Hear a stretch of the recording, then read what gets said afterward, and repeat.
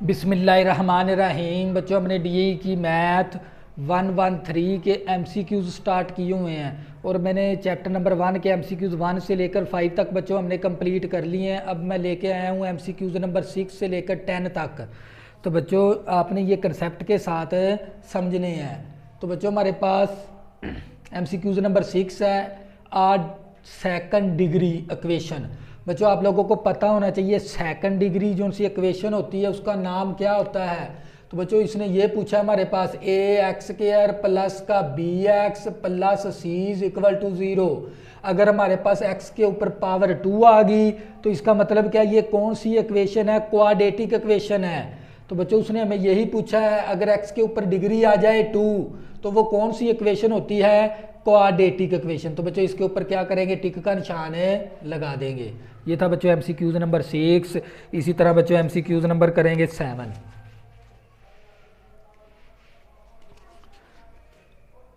Factor of x की power cube -1 r बराबर होते हैं। बच्चों, आप लोगों को पता होना चाहिए x की पावर 3 -1, इसके हमने फैक्टर मालूम करने हैं। तो हमने एक फार्मूला किया हुआ है, a की पावर 3 माइनस बी की पावर 3 किसके बराबर है, a माइनस बी इंटू ए का स्क्वायर प्लस बी का स्क्वायर प्लस ए बी। तो बच्चों, ये किसका फार्मूला है, a की पावर क्यूब माइनस बी की पावर क्यूब किसके बराबर है, a माइनस बी इंटू ए का स्क्वायर बी का स्क्वायर प्लस ए बी के बराबर है।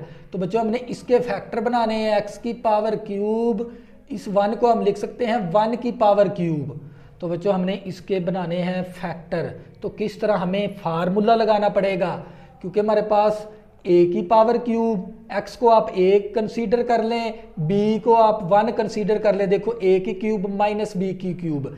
क्वेश्चन हमारा ये वाला इस फॉर्म के अंदर है, हमने उठा के इसके अंदर चेंज कर देंगे तो हमारे पास क्या आ जाएंगे, इस इक्वेशन के फैक्टर।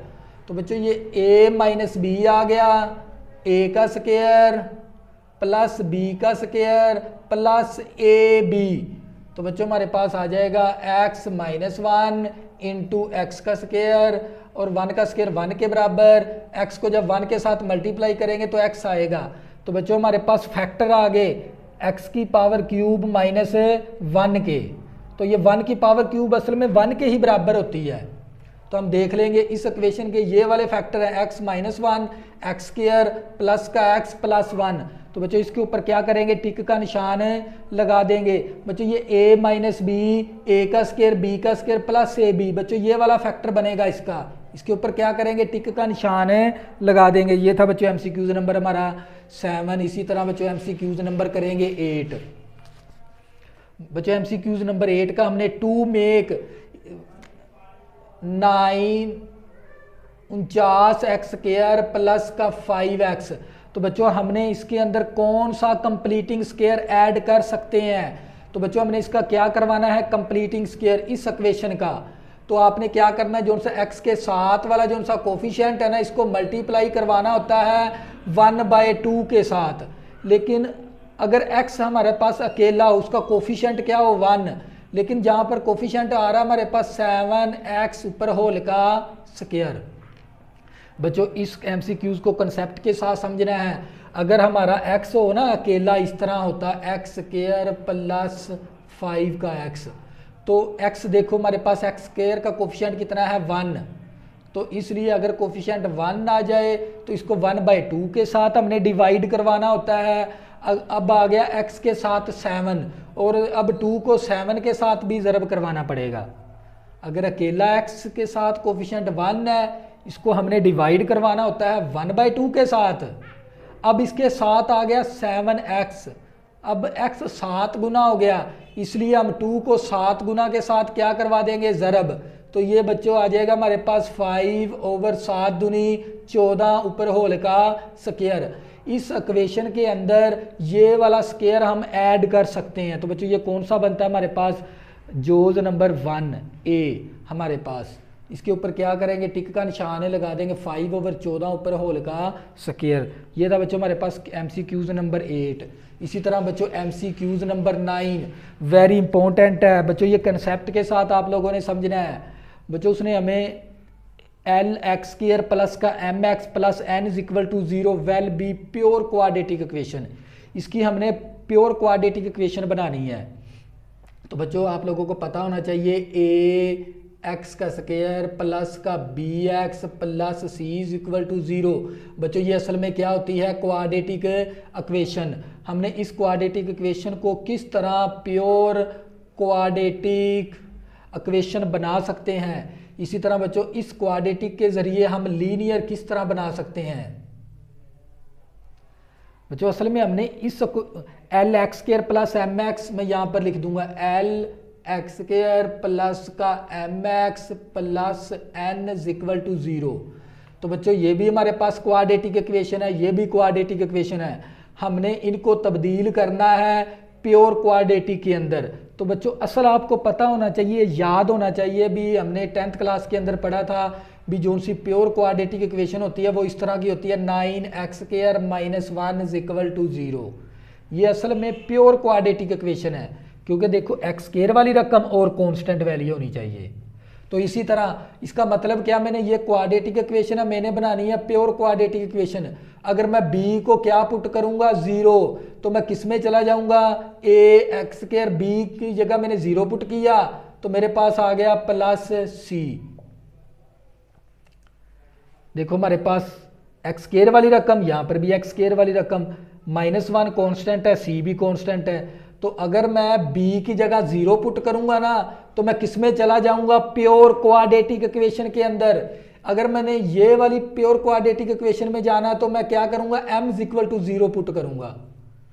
तो बच्चों इस लिहाज से b की जगह हमने 0 पुट करना है, इस लिहाज से m की जगह 0 पुट करना। अब इसमें m l के साथ थी हमारे पास क्वाड्रेटिक इक्वेशन। तो अगर मैंने लीनियर बनाना, लीनियर बनाने के लिए मैंने a को क्या करना पड़ेगा 0, a को मैंने क्या करना पड़ेगा 0। तो मैं किस में चला जाऊंगा, लीनियर इक्वेशन के अंदर। वो इस तरह अगर मैं a को 0 पुट करूंगा एक्स स्क्वायर वाली सारी रकम क्या हो जाएगी 0। तो मेरे पास असल में लीनियर कौन सी होती है, ये वाली इक्वेशन बच्चों लीनियर होती है। देखो x के ऊपर पावर 1 और कांस्टेंट वैल्यू, ये प्योर लीनियर इक्वेशन है। इसी तरह बच्चों ये प्योर क्वाड्रेटिक इक्वेशन है, एक्स स्क्वायर वाली रकम और कांस्टेंट वैल्यू होनी चाहिए। तो ये हमारे पास प्योर क्वाड्रेटिक है और ये हमारे पास प्योर लीनियर इक्वेशन है। अगर यहाँ पर हमने इसके लिहाज से लीनियर इक्वेशन बनानी हो तो कैसे बनाएंगे, एल को मैंने क्या पुट करना पड़ेगा 0। तो मेरे पास लीनियर इक्वेशन में चले जाएंगे। देखो एल की जगह जब मैं 0 पुट करूंगा ना मेरे पास कौन सी वैल्यू बचेगी, M x plus N, M x plus N. बच्चों अगर आपने इस MCQs को अच्छी तरह समझना है तो आपको ये चीज़ समझ में आनी चाहिए। तो बच्चों ये भी क्वाड्रेटिक इक्वेशन है, ये भी क्वाड्रेटिक इक्वेशन है। हमने इस क्वाड्रेटिक इक्वेशन के अंदर प्योर क्वाड्रेटिक इक्वेशन बनानी है और लीनियर बनानी है। तो लीनियर अगर मैं b को 0 पुट करूंगा तो मेरे पास किस में आ जाएंगे, प्योर क्वाड्रेटिक के अंदर, क्योंकि यहाँ पर x की वैल्यू नहीं होनी चाहिए साथ। अगर लीनियर बनानी है तो एक्स स्क्वायर की वैल्यू नहीं होनी चाहिए। तो इसीलिए b को 0 को पुट करने का मतलब क्या है, अगर मैं m को यहाँ पर 0 पुट करूंगा तो मैं किस में चला जाऊंगा, प्योर क्वाड्रेटिक इक्वेशन के अंदर। तो बच्चों ये असल में अब m को हमने क्या पुट करें 0, तो वो कौन सी इक्वेशन हासिल होती है हमें, प्योर क्वाड्रेटिक इक्वेशन। तो b के ऊपर क्या लगा देंगे, टिक का निशान। बच्चों ये MCQs नंबर 9 था, इसी बच्चों MCQs नंबर 10 करेंगे। तो बच्चों ये चीज़ आपको समझ में आनी चाहिए कंसेप्ट के साथ। इसी तरह बच्चों MCQs नंबर 10 है, अगर मेरे पास डिस्क्रिमिनेट इज नेगेटिव आ जाए तो उसके रूट्स होते हैं। तो बच्चों उसके असल में बच्चों हमारे पास एक कंसेप्ट हमने किया था एक्सरसाइज के अंदर, नेचर रूट। जब भी वो बात करता है ना नेचर रूट की तो वहां पर हमने फार्मूला लगाना होता है डिस्क का। डिस्क का मतलब क्या, डिस्क्रिमिनेट का, b स्क्वायर माइनस 4ac। तो बच्चों जब भी वो बात करता है ना डिस्क की, डिस्क्रिमिनेट की, तो उसके ऊपर हमने कौन नेचर की बात करेगा तो हमने उसके ऊपर कौन सा फार्मूला लगाना होता है, डिस्क का b स्क्वायर माइनस 4ac। अगर इस डिस्क का आंसर, इस टेबल को याद रखना है आपने, अगर आंसर आ गया पॉजिटिव तो उसकी नेचर क्या बनेगी, रियल। अगर हमारा आंसर आ गया नेगेटिव तो उसकी नेचर क्या बनेगी, कम्प्लेक्स, कम्प्लेक्स या इमेजिनरी। कम्प्लेक्स का मतलब भी इमेजिनरी, इमेजिनरी का मतलब भी कम्प्लेक्स ही है। अगर नेगेटिव आ गया तो उसको हम कम्प्लेक्स कहेंगे या हम उसको इमेजिनरी। अगर हमारा मुकम्मल मुरब्बा हो जाए, जवाब का मुकम्मल मुरब्बा बने, अगर हमारे डिस्क्रिमिनेट का, अगर ये फार्मूला लगाने के बाद अगर हमारा आंसर आ जाए मुकम्मल मुरब्बा बने, तो उसको हम कहते हैं वो रेशनल है। और मुकम्मल मुरब्बा ना बने तो बच्चों हम उसको कहते हैं इर्रेशनल। इसी तरह बच्चों अगर हमारे पास आंसर आ जाए 0 तो उसको हम कहते हैं इक्वल। अगर कोई वैल्यू आ जाए, अगर कोई वैल्यू आ जाए तो हम उसको कहते हैं अनइक्वल है वो। तो बच्चों ये आपको ये एमसीक्यूज नंबर 10 है, उसने हमें बता दिया अगर हमारा डिस्क्रिमिनेट का बच्चों ये डिस्क्रिमिनेट है, अगर इसका आंसर आ गया नेगेटिव, अगर अब बच्चों हमारे पास डिस्क्रिमिनेट का आंसर आ जाए नेगेटिव तो उसको हम क्या कहते हैं, कम्प्लेक्स या इमेजिनरी।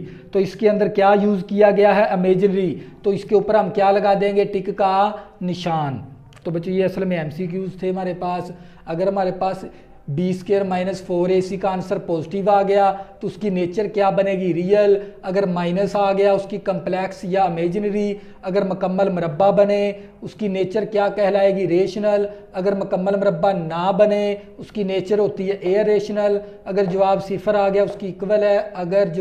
अगर कोई वैल्यू आ जाए तो वो अनइक्वल होता है। तो बच्चों इस टेबल को आपने अच्छी तरह याद करना है। जब भी बच्चों वो यहाँ पर कोई भी क्वेश्चन हमें कर सकता है, जैसे उसने हमें कर दिया b² - 4ac इज नेगेटिव है। अगर इसका आंसर नेगेटिव आ गया, देखो इसका आंसर किसके अंदर आ गया, नेगेटिव के अंदर, तो ये कम्प्लेक्स या इमेजिनरी।